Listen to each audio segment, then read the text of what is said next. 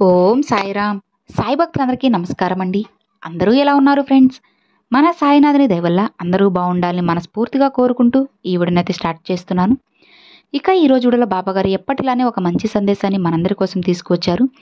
ఇక ఏమాత్రం ఆలస్యం చేయకుండా బాబాగారి సందేశం ఏంటో స్వయంగా ఆ సాయినాథుని మాటల్లోనే విందామా? తల్లి, బాధతో కుమిలిపోతున్న నీకు నువ్వు నీ మనసు ఆనందించే ఒక మంచి కబురుని తీసుకువచ్చాను. వెంటనే విని చూడు, నీకే తెలుస్తుంది.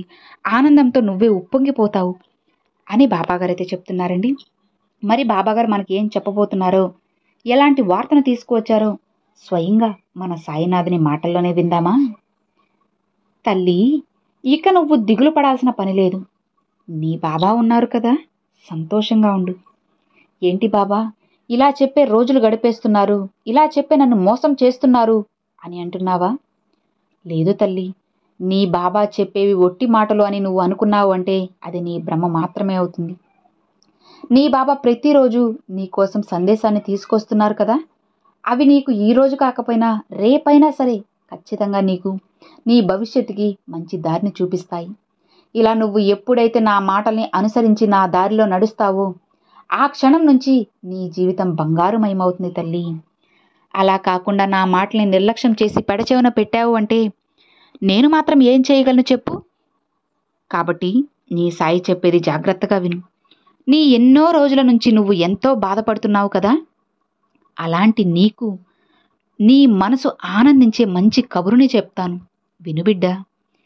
నువ్వు ఎంతో దుఃఖంతో, మనసు నిండా బాధలతో కుమిలిపోతూ ఎవరితో చెప్పుకోవాలో తెలియక సతమతమవుతున్నావు కదా, అది అంతా నేను గమనిస్తూనే ఉన్నాను.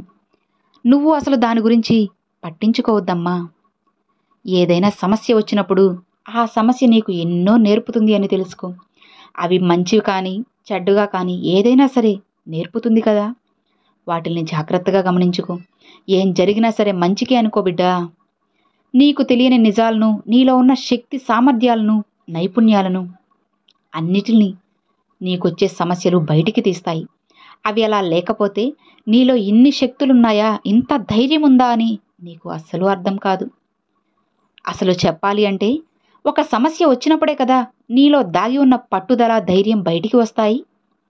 ఏదైనా సాధించాలి, నేను చేయగలను అన్న ధైర్యం నీకు కలుగుతుంది. అప్పుడే నువ్వు సొంతంగా ఆలోచించి ముందుకు వెళ్తావమ్మా.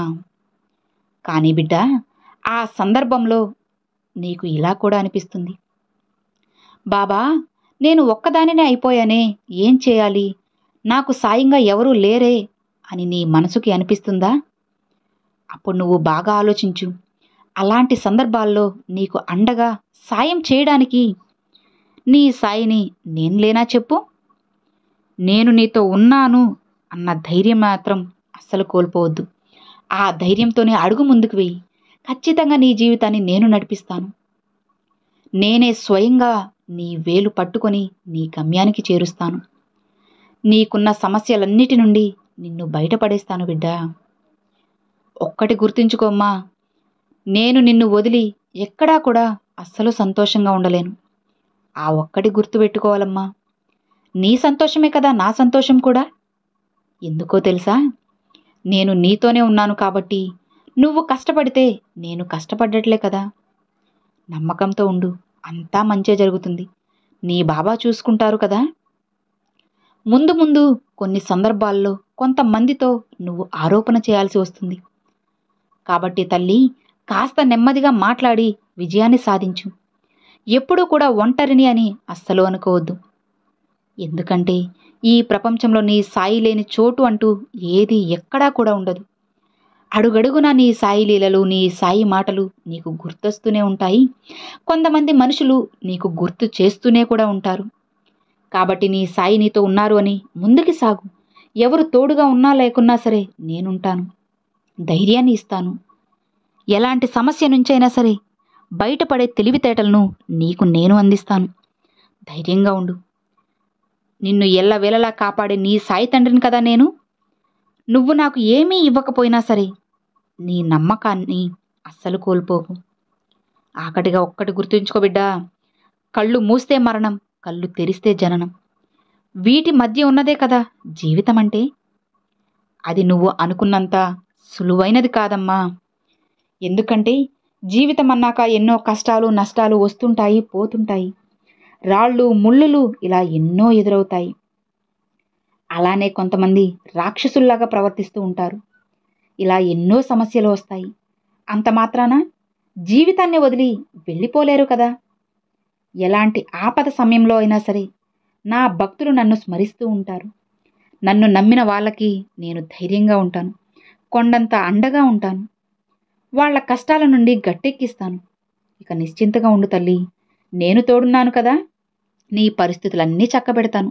ఇక ధైర్యంగా ఉండు. నేను నీకు తోడుగా ఉండగా ఇక నీకెందుకు తల్లి దిగులు. సంతోషంగా ముందుకు వెళ్ళు. నీ సాయి ఉన్నారు కదా, ఇక ప్రశాంతంగా ఉండు అని బాబాగారితో చెప్తున్నారండి. చూశారు కదండి, ఈరోజు బాబాగారు చాలా చక్కని సందేశాన్ని మనందరి ముందుకు తీసుకొచ్చారు. ఇక ఏమాత్రం ఆలస్యం చేయకుండా బాబాగారు చెప్పినట్లు మంచి దారిలో నడవండి. ఖచ్చితంగా బాబాగారి ఆశీర్వాదం మీకు అందరికీ ఉంటుంది.